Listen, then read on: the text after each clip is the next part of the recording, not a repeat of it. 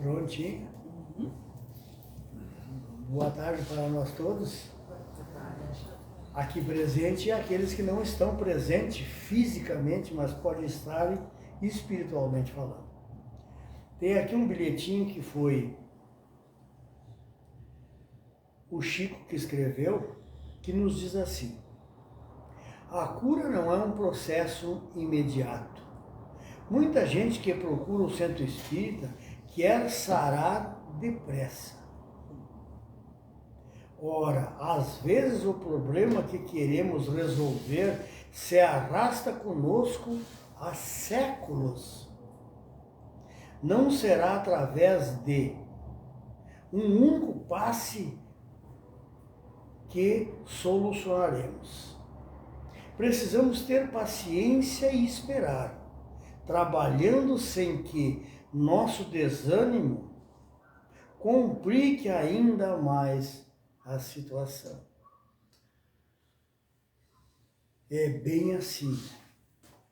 Mas então, neste momento que é chegada a nossa hora, determinada aqui no plano físico e também no mundo espiritual,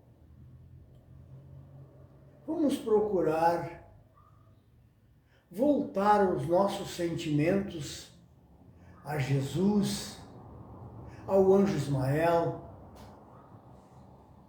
ao grupo de mentores amigos incansáveis trabalhadores do Harmonia e Luz, para que possamos, unidos com um só pensamento, uma só vontade, podermos dar início no trabalho da tarde, vibrando intensamente com a aura fluídica desta casa e desse trabalho, vibrando também com todas as nossas energias, com o nosso irmão Miguel, para que ele possa, da melhor maneira possível, mais clara, mais objetiva, mais direta, nos passar este recado que os mentores amigos acharam por bem fosse passado. Podemos ter neste momento a certeza, não somente a fé, certeza mesmo, que a assistência que estávamos nós a precisar, já não estamos mais. Porque já veio na dose exata e no momento oportuno. Então vamos dar o trabalho por aberto, desejando para todos nós harmonia e luz. Que assim seja. Obrigado, Denizar. Sempre é importante. Boa tarde, pessoal. Eu costumo dizer bom dia, boa tarde, boa noite, porque também para a internet, né? E para os irmãozinhos que estão num outro plano de tempo, de espaço, que a gente também passa a irradiar, né? alguma palavra de informação. Hoje é um tema recorrente que me foi proposto por um amigo espírita, que é os desencarnes coletivos. E uma coincidência que aconteceu, não existe, né? Porque o avião passa bem na hora. E é disso que nós vamos falar um pouco também, daquele avião que caiu lá em Vinhedos. Quem está dentro do avião está confiando em Deus, né? Quem está dentro do ônibus está confiando em Deus. Aqui nós estamos confiando em Deus, porque nós estamos girando numa bola a milhares de quilômetros por hora no espaço. E por que um meteoro não cai na nossa cabeça, né? Como já caiu no passado? Então, isso o Divaldo Franco fala muito. Esse amigo me propôs lá atrás e eu esqueci o tema que ele tinha me proposto. E eu lembrei exatamente uns 2 dias antes de cair esse avião no Vinhedos, em São Paulo, com pessoas que não se conheciam. Alguns entraram no avião, outros não entraram. E nós ficamos pensando por quê, né? Que Deus deixa uma criança de 4 anos de idade entrar no avião e os pais, a mãe, né, ficar sofrendo. Sendo que ela foi passar o final de semana com o pai. E outras tantas histórias que os espíritas conhecem e a vida conhece de desencarnes. E nós falamos desencarnes, não falamos morte. Repentinos, né? Como disse aqui né, o trechinho lido pela Denizar na abertura, nesse exercício de paciência que é a nossa evolução.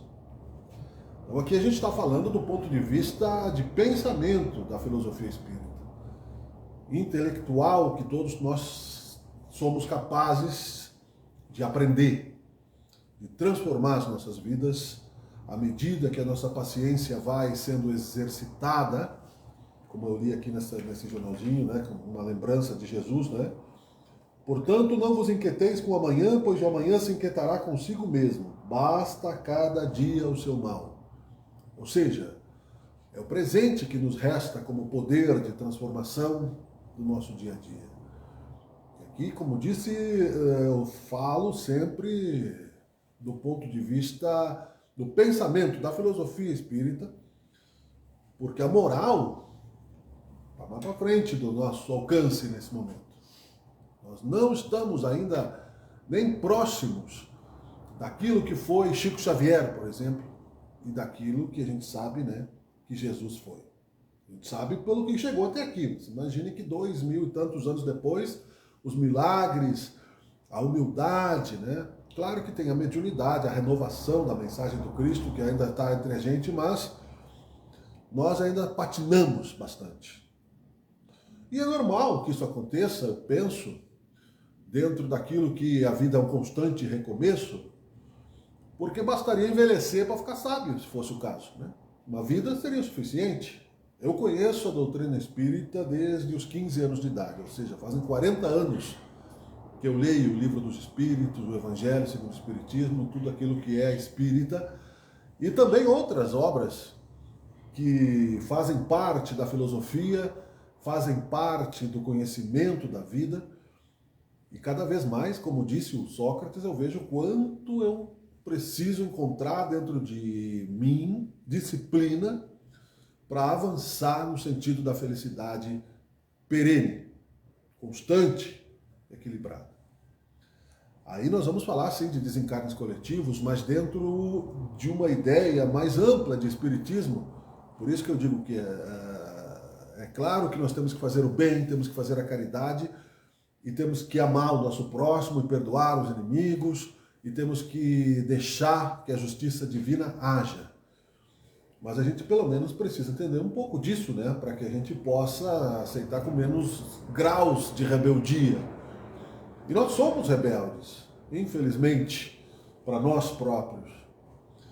Eu brincava aqui, né, com relação à aparência, né? Nós conversávamos, mas o fato é que na relação em sociedade, como irmãos, onde nós construímos dor e amor, nós aprendemos a nos gostar e precisamos aprender a gostar do outro como nós gostamos de nós mesmos. E aí entram questões lá atrás, no início da nossa jornada evolutiva, aonde nós, quando fomos libertados por Deus da sua consciência, sendo que nós somos deuses, como disse Jesus, em transformação, em evolução, e nos dado o livre-arbítrio, nós passamos a testar realmente a existência desse Deus, né? Será que ele existe? Será que ele não existe, né? E ele quer que a gente descubra ele a partir da nossa coragem de avançarmos no tempo e no espaço dentro do presente das nossas vidas. E aí é claro que a gente errou muitas vezes, né? O mito do Adão e Eva, na simbologia, na metáfora que está na Bíblia, é um exemplo recortado, não é? Mas ele é interessante. Nós escolhemos o erro às vezes o acerto. Achando que está tudo bem. E está tudo bem, porque a vida não acaba. Mas é causas e consequências, não é? Causa e efeito, numa dimensão de tempo, como Sócrates coloca no início do livro do Evangelho, o filósofo, o ponto de vista. Então, se eu olhar a minha vida do ponto de vista de uma única existência, se em 40 anos eu não aprendi, eu tenho um problema de fábrica, né? Eu vou ter que precisar chamar o Procon lá, falar com a velha lá, e dizer, olha, uma coisa está errada aqui, né? Mas não é isso. Nós temos graus de inteligências relativos aos nossos esforços. Todos nós podemos avançar. Então nós somos criados para falar de desencarnes coletivos, que é uma consequência de atos coletivos semelhantes. Nós temos que falar do trabalho que nós fizemos de maneira errônea, muitas vezes, que nos levou a um destino fatal. Mas Deus não criou essa dor. Deus é amor.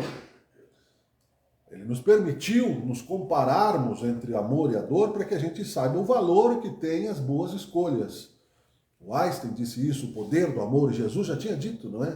O amor cobra a multidão de pecados, que significa a energia toda emitida de nossas consciências criativas, poderosas, erradamente, criando formas, pensamentos que prejudicam o irmão, depois volta para nós, que prejudicam a nós mesmos, criando doenças, criando problemas, não é, diversos, que nos limitam à felicidade, mas não aniquilam a nossa existência. A morte não existe.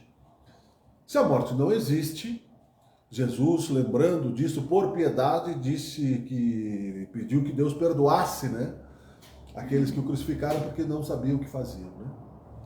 Eu citei Barrabás outro dia erradamente, é Ribas, aquele que estava ao lado da cruz de Jesus, e perguntou, né, o que estava, né? E ele se arrependeu, ele disse, hoje mesmo tu estarás comigo no paraíso.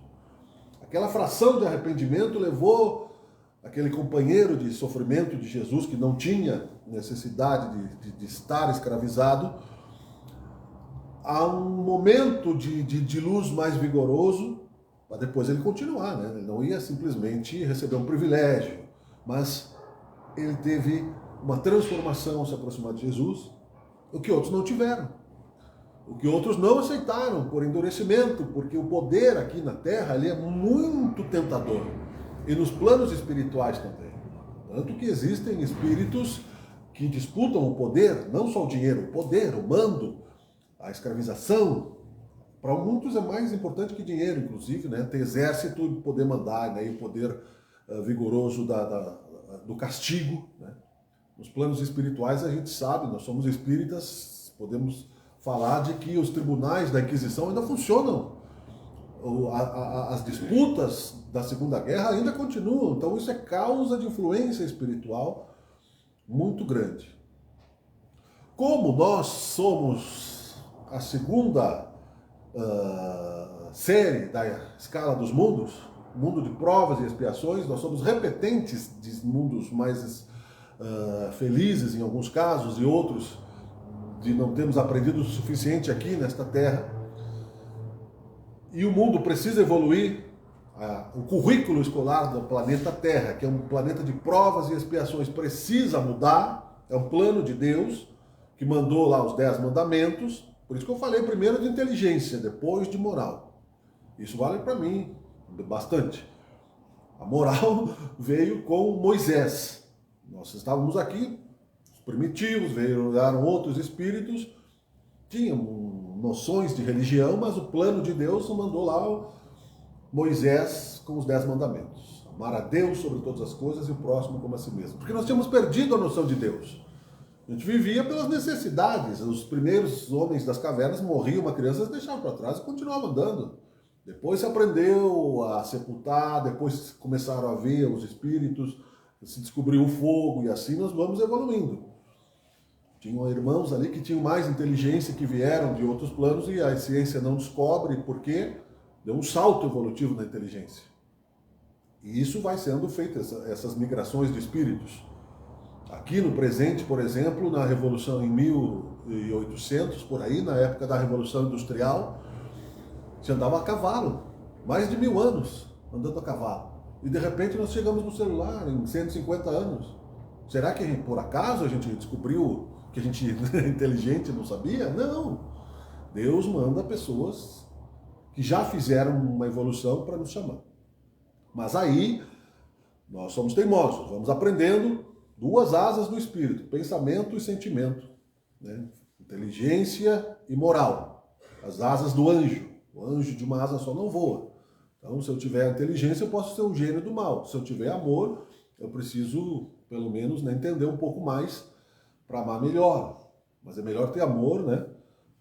Porque ainda que eu fale a língua dos anjos, ainda que eu fale a língua dos homens, né? Se eu não tenho amor, disse, né, São Paulo, que viveu essa transformação, que estava usando a sua inteligência para perseguir o cristão, porque ele achava que a religião dele era a melhor. E aí matou pessoas. E aí cortou cabeças, porque ele queria calar a verdade do outro. E ele depois descobriu que a verdade, ela é dentro de nós. Cada um é o seu próprio templo, disse Jesus. Nós nos espelhamos, mas nós temos que amar a Deus sobre todas as coisas e o próximo como a si mesmo. E nessa jornada evolutiva, vida após vida, nós esquecemos essa parte, esse detalhe de amar o próximo como a si mesmo. Nós amamos o próximo de acordo com a nossa conveniência, desde que ele me sirva, desde que ele tenha algo para me dar em troca, e assim por diante, né? E assim a gente se tornou orgulhosos, inflamados, vítimas. Mas mesmo assim Deus nos dá um montão de vida para a gente recuperar as relações. Nasce pai e filho, nasce sogro, nasce sogra, nasce vizinho, nasce amigo, nasce irmão, e a gente continua brigando, sem perdão, vida após vida, né? Veio Jesus para dizer que ele não veio para descumprir a lei, mas para fazer com que ela se cumpra, a lei de Moisés, não é? Do Velho Testamento. Mas ele não foi compreendido e foi expulso, né? Até a família de Jesus tinha ciúmes porque ele fazia milagre e eles não. Então, né, não é de hoje, né? Pedro, fiquei sabendo recentemente, sofria graves obsessões. E tinha problemas com a sogra, talvez fosse aí o problema, não sei. E outros tantos também. A gente acha que os apóstolos eram santos sem sofrimento, né? E não eram. Iguais a nós que somos seres humanos em evolução. Nenhuma ovelha se perderá. Ninguém está condenado ao inferno eterno. Não existe a impossibilidade de nos regenerarmos com os nossos irmãos e encontrarmos a paz. Só que a gente vai demorando, né? Eu já aconteceu na minha casa um filtro que eu comprei lá, que a cada 6 meses tem que trocar o filtro. É de carvão dentro. A água passa, a sujeira fica ali no filtro e a água potável vem para a gente tomar, né? E quando eu esqueci de trocar, aquele filtro estourou e parou de funcionar e toda a água suja saiu, né? A água que eu tomava também. O nosso corpo é aquele filtro de carvão. A nossa água suja são os nossos pensamentos, as nossas ações, as nossas vibrações que nós largamos no espaço o tempo inteiro sem disciplina. A raiva, os ciúmes, a inveja, o rancor, o desengano, as paixões, né, como dizem, que são emoções desequilibradas, é uma mente, né, desalinhada, sem disciplina. E nós deixamos de fazer a higiene. Então, o que Deus faz com a gente? Vai trocando. Nós somos um corpo de carne, é um filtro. Quando a gente estoura por uma doença, porque aquela água, né, porque é um fluido, a água também é um fluido. Quando a gente estoura por um câncer, por uma doença que nos mata, a gente sofre a dor para corrigir aquela causa. Se a gente não corrige, não tiramos a lição da dor, Deus nos dá ainda a chance de regenerarmos no plano espiritual, ter outro corpo e começar de novo. Um montão de vezes. Nós estamos resgatando coisas lá de muitos séculos atrás, porque um pai, sabendo que seu filho não está pronto para a segunda série, ele deixa ele na primeira. Se eu estou na primeira série, não aprendi a ler, mas eu vou obrigar a professora a passar o meu filho para a segunda? Não. A professora vai conversar comigo e diz, olha, você não pode, ele não sabe ler, ele não consegue conviver com os colegas, ele não aprendeu. Não importa a idade, importa a capacidade. Então fica na primeira série. E aí pode até ajudar os outros, vai, ou não. Vai ser uma escolha. Nós, então, pela bondade de Deus, vamos reencarnando vida após vida. Aí quando a gente está mais ou menos pronto para resgatar e para pegar também a felicidade que nós semeamos, porque também não é só mal que a gente planta, né? A gente passa a escolher, então, o pagamento da dívida. Olha, eu não posso pagar agora, vou pagar lá na frente. Vou trabalhar, vou encontrar um emprego, vou evoluir. E Deus espera ele. Tanto que Jesus falou sobre a parábola dos talentos, não é? E assim por diante, e também aquela que não é dos talentos, mas é que o cidadão recebeu daquele que ele devia um empréstimo do Senhor uma misericórdia, mas não teve misericórdia do cara que devia para ele, né? E aí perdeu, então, ou seja, ele recebeu, mas não deu, né? Parou ali por egoísmo, por mesquinharia. Quando estamos prontos, então, para que o nosso filtro receba uma água mais poluída, de ter as Olimpíadas lá, que os caras tiveram que nadar no rio poluído lá, né? Ou essa água que ficou na enchente aí, que ela ficou cheia de problemas com leptospirose, com esgoto e tal, precisa um filtro mais forte, né? Precisa, as bombas d'água não funcionavam, etc. Precisa, infelizmente, para nós que criamos essa dor e que criamos esse desperdício de tempo, entre aspas, não é? Um resgate maior. E aí, o universo, que não busca atalhos, mas sempre o caminho mais curto, como é o cérebro da gente, que é obra de Deus, a gente gasta energia porque a gente é imperativo. Porque o universo, ele busca sempre o caminho mais curto, que é o mais eficiente. Paulo Fructuoso, que é um doutor médico espírita do lar Frei Luiz,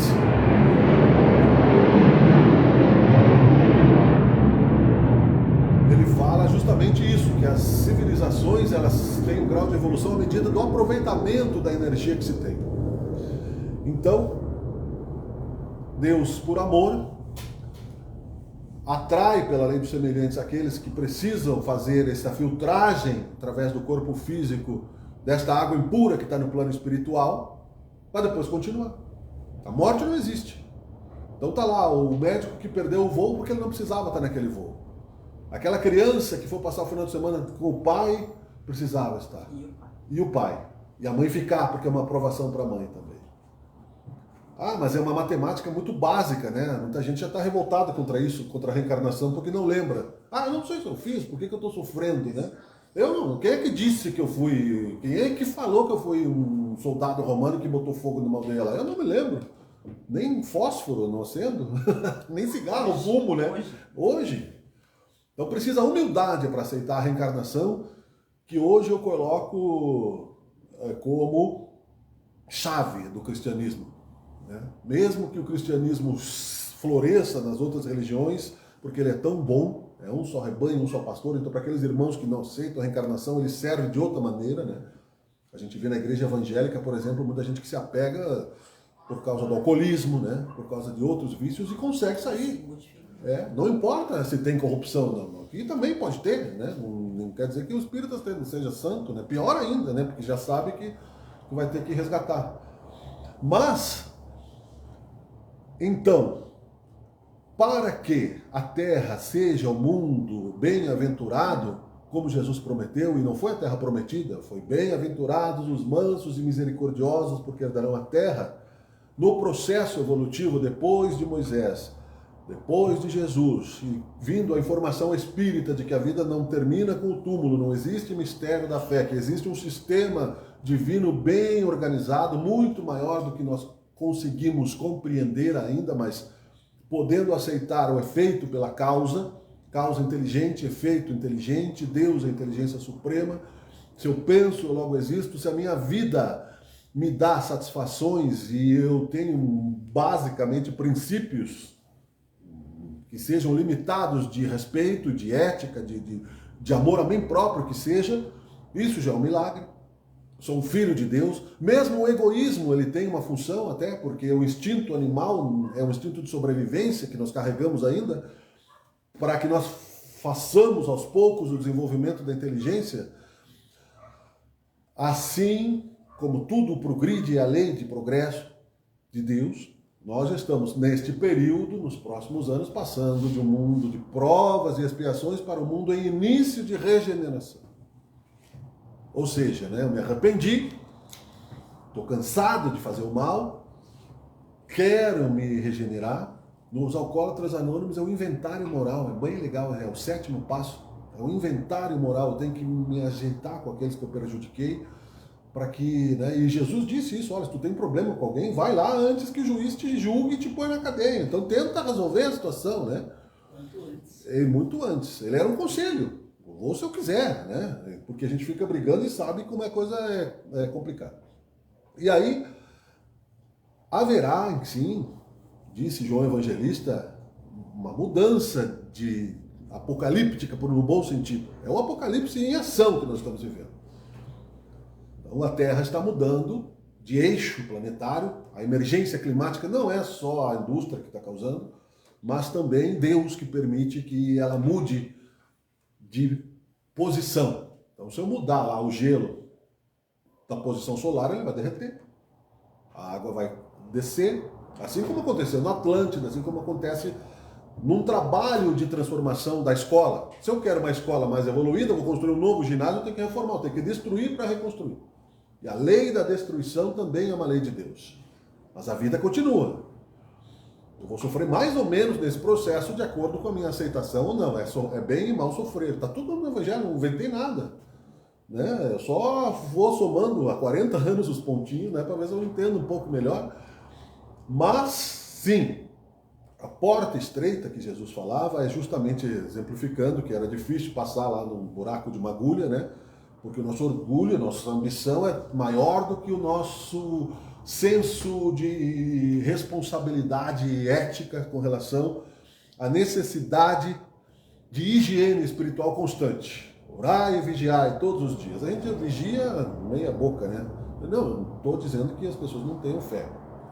Mas para vigiar como deveríamos conseguir fazer, só se for no Himalaia. Porque nesse mundo aqui, com o jeito que a gente é provocado hoje em dia, com tentações, com coisas que nos tiram da concentração, com o trabalho, com as pressões e com todos os nossos defeitos, essa concentração ela exige mais vigor da vontade. Mas é o desafio que Allan Kardec também disse que nós tínhamos que seguir. Viver em sociedade, aprender a amar, ter tolerância, respeitar, deixar as pessoas serem o que elas são. Eu vou concluir, tá? Só passar 5 minutos, por favor. Se o mundo, na primeira dimensão da escola planetária, é primitivo, não quer dizer que Deus não está lá. Ele foi criado por Deus. Assim como a Terra já foi o mundo primitivo. Se a gente pensa que eu vou ser exilado para o mundo primitivo, eu vou ser expulso do paraíso e vou viver no inferno. Não é isso. Nós vamos recomeçar sendo convidados a fazer uma missão, vamos dizer assim, de inteligência, já que o meu coração não quer amar, né?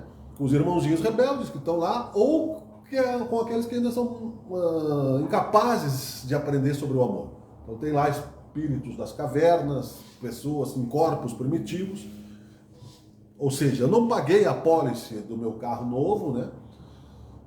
A justiça tirou o meu carro e agora eu vou ter que andar num carro velho, que estraga, que vai me fazer aprender sobre mecânica, que vai me levar com mais lentidão às distâncias que eu quero chegar, mas eu não vou desistir, vou recomeçar, e assim, um exemplo material, né? Metaforicamente falando. Só vão ficar aqui dos 24 ou 25 bilhões de almas que nós temos encarnadas, já 8 bilhões no corpo físico, e mais tantas no plano dos espíritos que fazem parte do grupo da Terra, 30%. João Evangelista falou isso, 2/3 ele citou no Evangelho.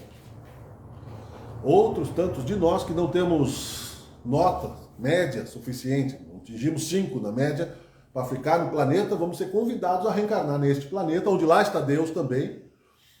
Vai dar uma saudadezinha, né, da cantina da escola, né? Vai dar uma dos amigos, da internet, tudo, mas a vida continua.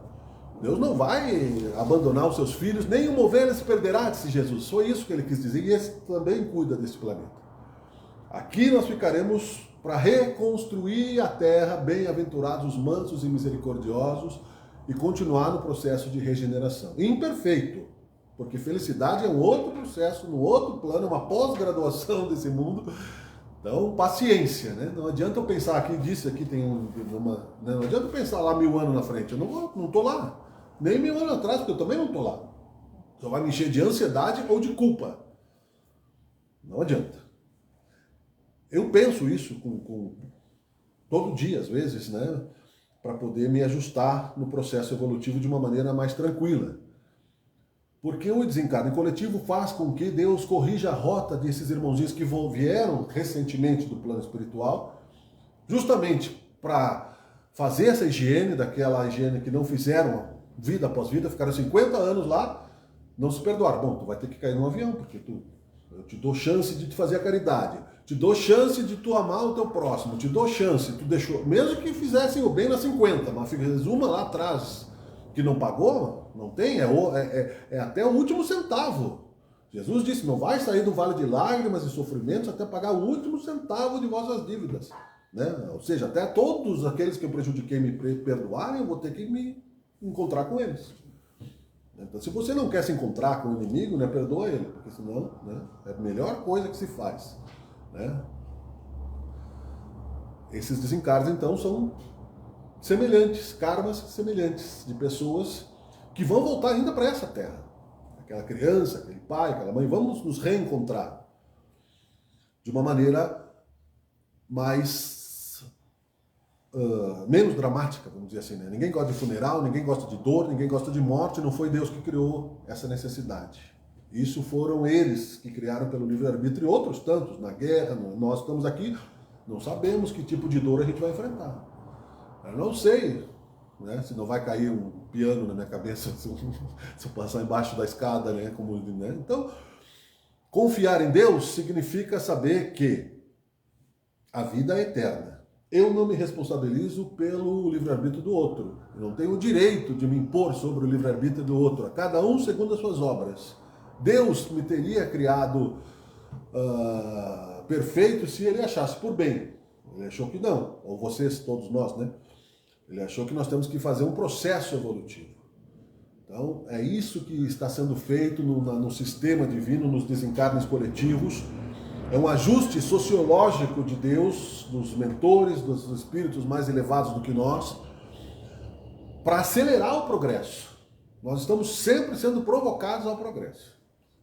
A vida é um constante movimento. Né? Eu falei um dia aqui, eu olho para o Denizar, eu me lembro do chimarrão e do fogão a lenha, né? Não sei porquê. E aí, se você sentar do lado do fogão a lenha e ficar ali, vai acabar a lenha, vai acabar o chimarrão, mas a vida continua. Né? Então não tem estática, não podemos ficar estacionados. E se eu quiser ter um pouco mais de paz, eu preciso procurar Deus, né? E tudo o resto não será dado por acréscimo. Jesus disse, está ali o caminho. Né? Se eu quero o controle da TV, eu vou lá e ligo a TV e tenho o conteúdo. Né? Se eu paguei a luz, se eu fiz o resto. Né?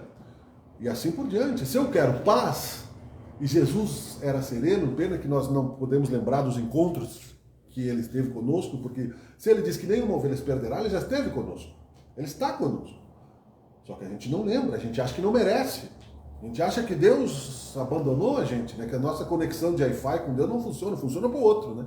Funciona para o cara que tem 1 milhão no banco, funciona lá para o Neymar, funciona para o Roberto Carlos, né? A gente não sabe que as pessoas sofreram e o que eles fizeram por merecer também. Né? A gente acha que essas pessoas que caíram no avião são azaradas, e não são. Né? E quem irá para um outro plano é um abandonado por Deus e não tem saída mais, mas também não são. Nem uma ovelha se perderá, porque Deus, se matasse um dos seus espíritos, seria contrassenso. O diabo nem existe na igreja. Né? Agora fizeram um templo a Satanás, ao diabo, em Gravataí, que foi proibido pela justiça. Né? Mas a palavra diabo significa demônio, demônios, né? Significa espírito em grego. Não existe, nenhuma ovelha se perderá. É isso que o Espiritismo me consola, né? É esse o mapa da minha evolução. Então a gente lança primeiro o mapa, depois a gente faz a viagem, né? Moralmente a gente vai chegar lá também, são as duas asas, né? Não posso sair voando com uma asa só. Mas sabendo que a gente tem pelo menos uma asa, né? Que é o estudar a possibilidade de nos conhecermos, todos podem, a outra asa, que é o amor, ela vai surgir. Tenho certeza que nesses 40 anos eu já tomei muitas decisões que me tornaram melhor do que eu já fui ontem. Hoje eu sou a minha melhor versão em todos nós, porque a gente só é o que a gente tem, para concluir. Como disse o irmão na oração, eu agradeço, né? Então, tomara que eu tenha conseguido passar alguma coisa clara daquilo que eu acredito, daquilo que o Espiritismo me ensina, que não é nos separarmos pela palavra de outros e nos colocarmos em degraus, porque isso não existe, né? Ainda que eu fale a língua dos homens, ainda que eu fale a língua dos anjos, não é? Se eu não tiver amor, então que Deus nos dê amor, e Ele nos dá, mas que a gente saiba aproveitar bem isso, né? Que a gente não seja que nem aquela criança mimada que ganha um sorvete do pai e derruba a bola no chão, né? Porque isso é infantil, é atrapalhado, é tolo, e nós não somos mais crianças. Crianças são aqueles que ainda não enxergaram um pouco da visão de Jesus e de Cristo. Nós somos crianças, adolescentes, mais para a rebeldia do que para a inocência. Infelizmente, para nós. Então, ajuda, o céu te ajudará. Eu agradeço a oportunidade de falar pelo Espiritismo com a questão filosófica e eu espero realmente que isso torne a nossa vida, talvez, pelo menos, mais segura de que Deus não nos abandona, refletindo sobre a lógica da sua existência e da sua bondade. Muito obrigado, que seja feita a vontade de Deus e que assim seja.